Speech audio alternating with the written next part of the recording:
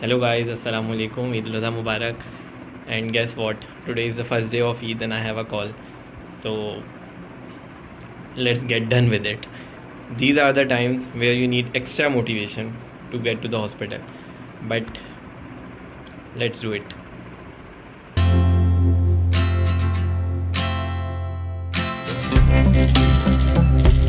Assalamualaikum, Eid Mubarak.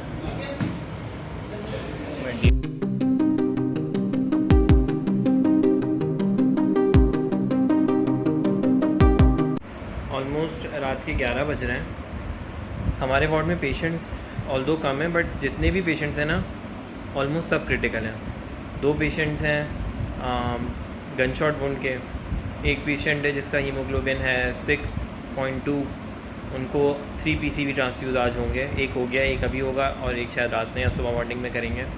एक है जिनका क्रिएट बहुत ज़्यादा वो आ रहा है, तभी मुझे उनकी नेफ्रो रिव्यू के लिए लेके जाना है।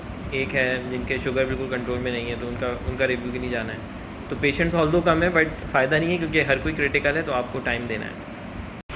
अभी I am going to SIUT for nephro review. एक पेशेंट है, उसका क्रिएट जो है वो कंटिन्यूसली रेज्ड आ रहा है, तो उसका रिव्यू करने जा रहे हैं।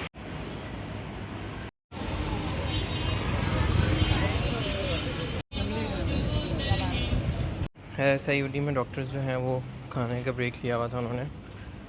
तो अभी I am going to medical unit, I am on call for medical review of a patient whose sugar is not controlled. Medical unit से रिव्यू करवा लिया है और पेशेंट को जो है उसका HbA1c 7.7 आ रहा है और इंसुलिन भी 300 क्रॉस कर रही है, बट वो पेशेंट मानने को ही तैयार नहीं है कि उसे डायबिटीज़ है। वो बार बार अगर कोई भी दिन में एक रीडिंग कम आ जाती है तो इसको बार बार बताता रहता है कि देखें मेरी शुगर नहीं है, देखें मुझे शुगर नहीं है। तो उनको बेसिकली अम्लाइकल हर्निया था, तो उसी सर्जरी के बाद ही उनकी जो है शुगर डायग्नोस हुई है।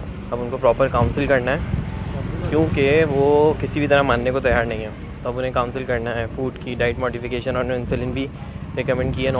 सो let's go to the ward and counsel the patient and see what he reacts.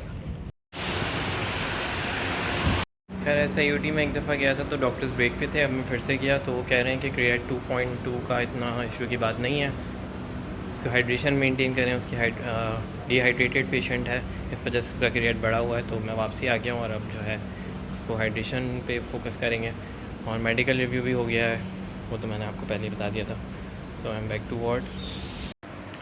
It's 2 AM और मैंने सैम्पलिंग करी एक। So it's my second sampling. पहले मैंने कॉल पे की थी और एक मैंने आज करी। अभी 2 फोलीज रिमूव करने हैं। सो क्योंकि पेशेंट को मोबिलाइज़ करना है और ये है, तो मैं अभी फोलीज रिमूव करने जा रहा हूँ। कॉल ये वाली आई थिंक हेक्टिक ही बोलूँगा क्योंकि पेशेंट्स का काम बहुत ज़्यादा है। तो अभी तक मैं एक दफ़ा भी नहीं बैठा हूँ, उस खाने का ब्रेक लिया था 15 मिनट का। सो ये है, बट ईद है, क्या करें। सो इट्स 4 AM और पेशेंट का जो ट्रांसफ्यूजन चल रही थी वो ख़त्म हो गई है।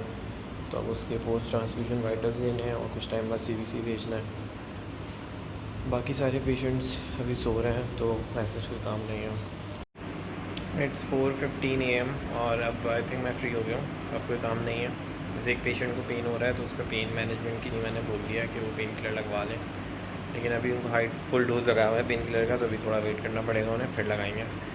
सो बस बाकी तो अब मैं सो जाऊँगा 1-1.5 घंटा जितने भी सोने का मिलेगा, फिर उठ के मॉर्निंग वाइटल्स वगैरह ले।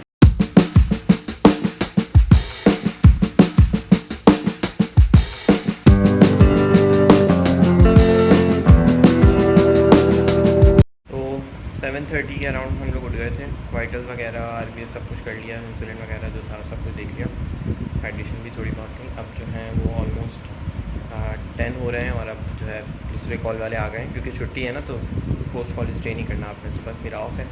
It was a good day. See you in the next vlog. Good bye guys.